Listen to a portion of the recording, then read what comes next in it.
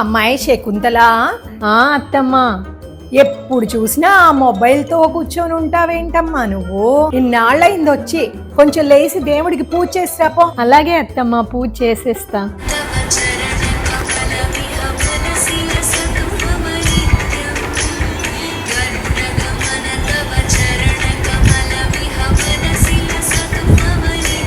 పూజ చేసేసాను అత్తమ్మా నేను.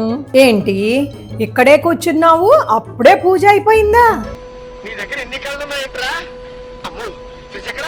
ఫ్రిడ్జ్ ఇక్కడ ఉందా? ఫ్రిడ్జ్ పెట్టేస్తా తలకాయ.